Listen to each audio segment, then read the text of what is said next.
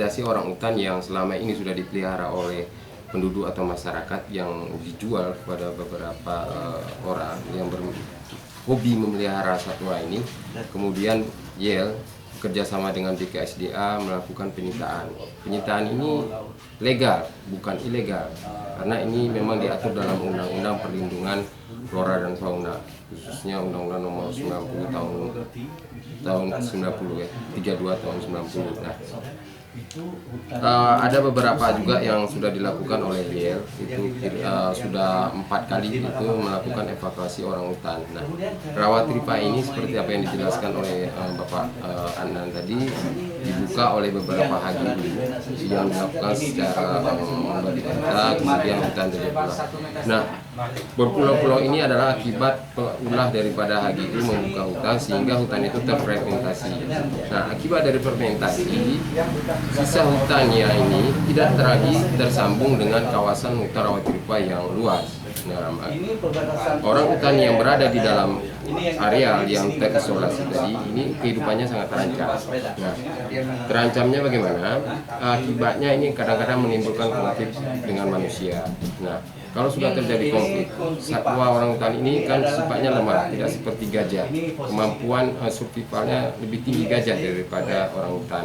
Nah, kalau orang hutan ini gampang dibunuh oleh masyarakat ataupun orang yang mengalami kerugian akibat konflik satwa dengan manusia tadi. Nah, hasil survei kami dengan teman-teman, Saudara Suratman, saya Indrianto, ada beberapa orang hutan yang memang asalnya itu berasal dari kawasan Rawatripa yang ditangkap. Memang yang nangkap bukan khusus pemburu orang hutan, tapi dia ketika melihat ada orang hutan yang sudah terdesak akibat habitatnya itu tadi sudah terfragmentasi, sudah berpulau-pulau, itu ada niat timbul untuk menangkap dan menjual ke beberapa orang yang hobi membelinya, itu memeliharanya. Nah, hal-hal seperti ini sering terjadi. Jadi untuk penyitaan aja orang hutan yang sudah dilakukan oleh BKSDA dan kemudian menitipkannya kepada YEL untuk di karantina, kemudian direhabilitasi supaya mampu lagi kembali hidup di alam liar. Itu di sekitar Nagaraya ini aja ada sekitar 10 dan ada beberapa ekor lagi yang memang belum bisa disita karena ada beberapa hal pertimbangan. Pertama, pertimbangan kita dari segi kekuatan hukum, kemudian informasinya harus detail, kemudian memang benar-benar ada nyata terbukti. Jadi barang buktinya itu harus betul-betul terbukti ada.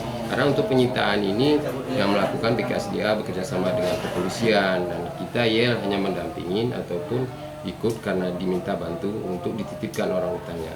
Nah, kalau kasus-kasus yang ada di Rawatripa selama ini seperti apa yang saya sampaikan tadi, bahwa orang hutan ini kan sudah terisolir. Ini kehidupannya sangat terancam. Nah, orang hutan yang terisolir ini biasanya kadang-kadang kami jumpain anak dengan induk. Nah, anak dengan induk ini sangat berbahaya sebenarnya. Karena apa? Jika ada diketahui oleh manusia atau beberapa orang yang berminat untuk menangkapnya dan kemudian menjual anaknya, itu biasanya untuk menangkap anak induknya akan dibunuh. Karena sifat orang hutan ini sangat spesifik, dia tidak akan mau melepaskan induknya. Dan kami pernah juga mencoba mewawancarai dari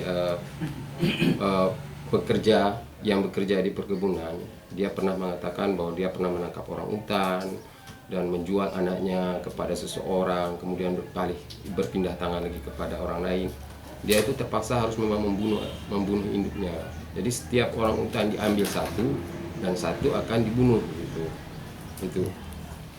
Usaha lain yang memang harus kami lakukan untuk penyelamatan orang hutan yang merupakan satwa endemik yang ada di Rawatripa ini adalah memberikan penyadaran kepada masyarakat tentang bagaimana kita harus menjaga satwa ini, karena ini adalah merupakan kekayaan keanekaragaman hayati yang cukup tinggi di Nagaraya.